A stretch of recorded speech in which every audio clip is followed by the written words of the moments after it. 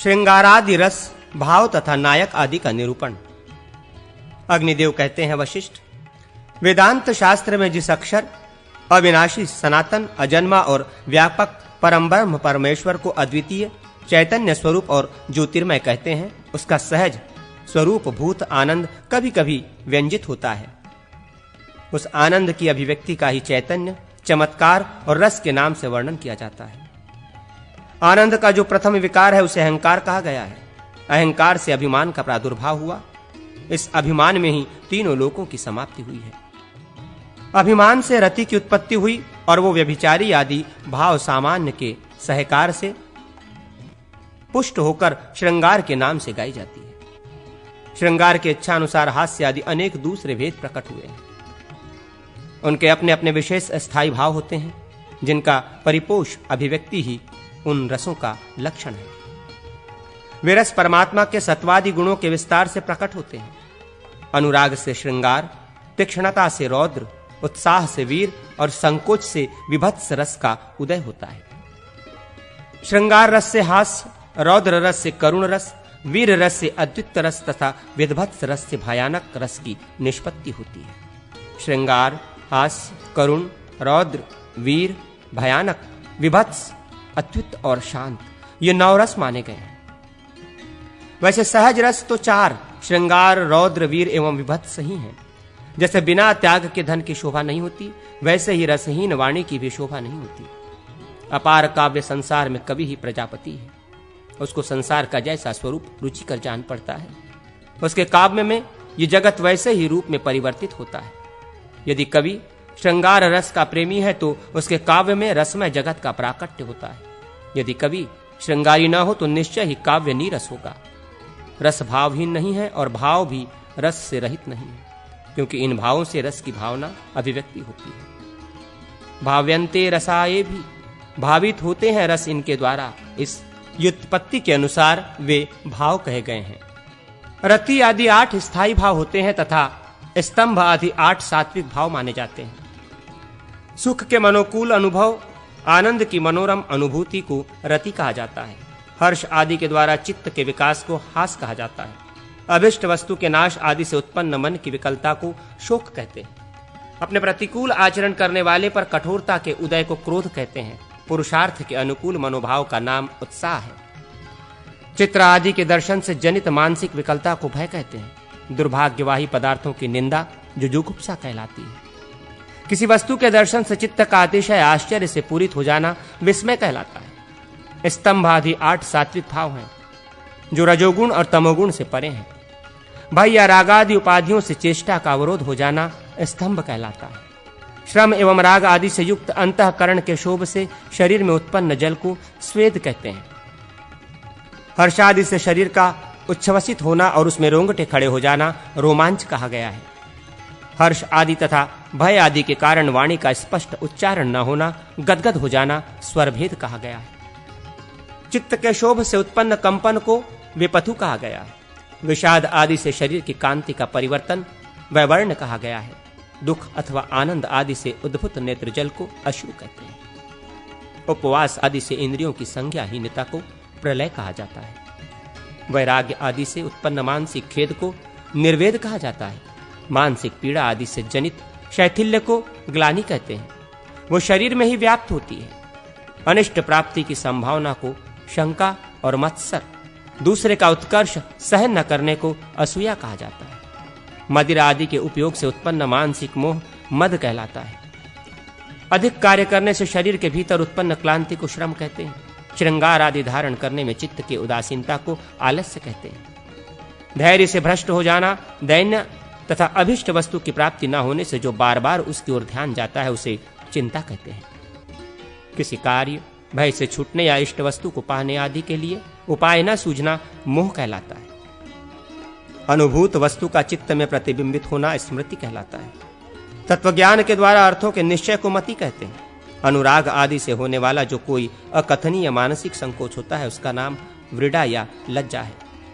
चित्त की अस्थिरता को चपलता और प्रसन्नता को हर्ष कहते हैं। प्रतिकार की आशा से उत्तुक्न अंतःकरण की विकलता को आवेश कहा जाता है। कर्तव्य के विषय में कुछ प्रतिभा न होना जड़ता कही जाती है। अभिष्ट वस्तु की प्राप्ति से बढ़े हुए आनंद या संतोष के अभ्युदय को धृति कहते हैं। दूसरों में निकृष्टता और अपने में उत्कृष्टता की भावना को गर्व कहा जाता है। इच्छित वस्तु के लाभ में दैव आदि से जनित विघ्न के कारण जो दुख होता है उसे विषाद कहते हैं। अभिष्ट पदार्थ की इच्छा से जो मन की चंचल स्थिति होती है उसका नाम उत्कंठा या उत्सुकता है। अस्थिर हो उठना चित्त और इंद्रियों का अपस्मार है। युद्ध में बाधाओं के उपस्थित होने से स्थिर न रह पाना त्रास माना गया है तथा चित्त के चमत्कृत होने को विप्सा कहते हैं। क्रोध के शमन न होने को अमर्ष तथा चेतनता के उदय को प्रबोध या जागरण कहते हैं।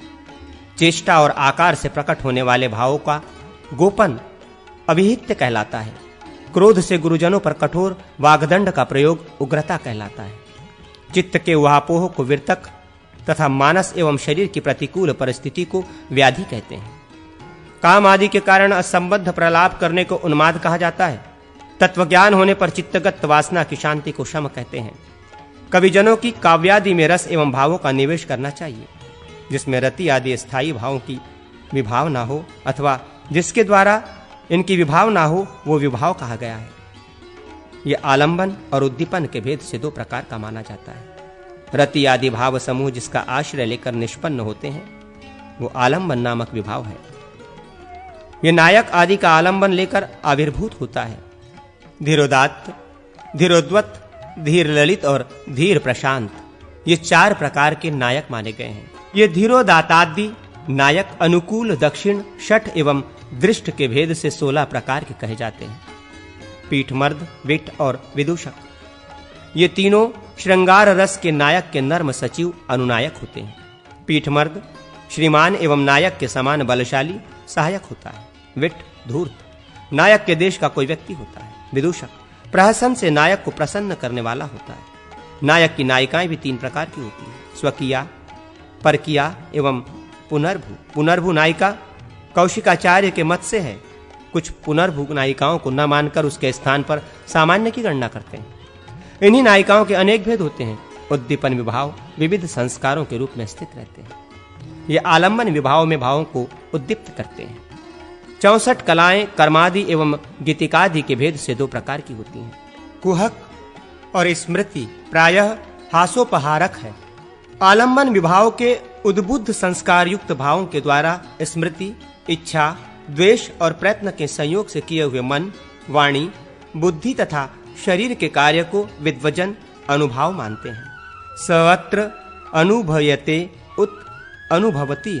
आलंबन में जो अनुभूयमान है अथवा आलंबन में जो दर्शन के बाद प्रकट होता है, इस प्रकार अनुभाव शब्द की निरुक्ति व्युत्पत्ति की जाती है। मानसिक व्यापार की बहुलता से युक्त कार्य मन का कार्य कहा जाता है। वो पौरुष पुरुष संबंधी एवं स्त्रैण स्त्री संबंधी 2 प्रकार का होता है। वो इस प्रकार भी प्रसिद्ध है।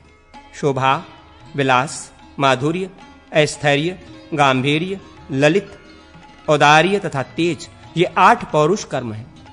नीच जनों की निंदा, उत्तम पुरुषों से स्पर्धा, शौर्य और चातुर्य इनके कारण मानसिक कार्य के रूप में शोभा का आविर्भाव होता है।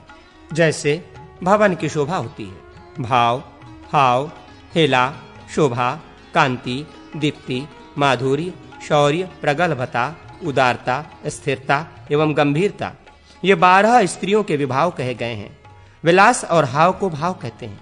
ये भाव किंचित हर्ष से प्रादुर्भूत होता है। वाणी के योग को वागारंभ कहते हैं। उसके भी 12 भेद होते हैं। उनमें भाषण को आलाप, अधिक भाषण को प्रलाप, दुखपूर्ण वचन को विलाप, बारंबार कथन को अनुलाप, कथोपकथन को संलाप, निरर्थक भाषण को अपलाप, वार्ता के परिवहन को संदेश और विषय के प्रतिपादन को निर्देश कहते हैं। तत्व कथन को अतिदेश एवं निस्सार वस्तु के वर्णन को उपदेश कहा जाता है। शिक्षापूर्ण वचन को उपदेश और व्याजोतिक्त को व्यपदेश कहते हैं। दूसरों को अभिष्ट अर्थ का ज्ञान कराने वाले के लिए उत्तम बुद्धि का आश्रय लेकर वागारंभ का व्यापार होता है। उसके भी रीति, वृत्ति और प्रवृत्ति ये 3 भेद होते हैं। रीति निरूपण।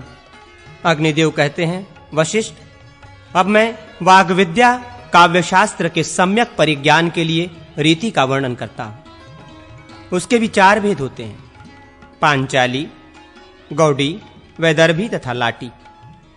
इनमें पांचाली रीति उपचार युक्त कोमल एवं लघु समासों से समन्वित होती है। गौड़ी रीति में संदर्भ की अधिकता और लंबे लंबे समासों की बहुलता होती है, वो अधिक उपचारों से युक्त नहीं होती। वैदर्भी रीति उपचार रहित सामान्यतः कोमल संदर्भों से युक्त एवं समास वर्जित होती है।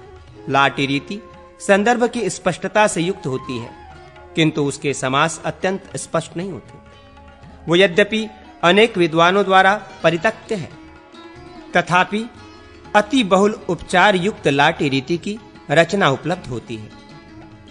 अब वृत्तियों का वर्णन किया जाता है जो क्रियाओं में विषमता को प्राप्त नहीं होती, वो वाक्य रचना वृत्ति कही गई है। उसके 4 भेद हैं: भारती, आर्भटी, कैशिकी एवं सात्वती। भारती वृत्ति वाचिक अभिनय की प्रधानता से युक्त होती है। ये प्रायः नट पुरुष के आश्रित होती है, किंतु कभी-कभी स्त्री नटी के आश्रित होने पर यह प्राकृत उक्तियों से संयुक्त होती है। भरत के द्वारा प्रयुक्त होने के कारण इसे भारती कहा जाता है। भारती के 4 अंग माने जाते हैं: विथि, प्रहसन, आमुख एवं नाटकादि की प्ररोचना।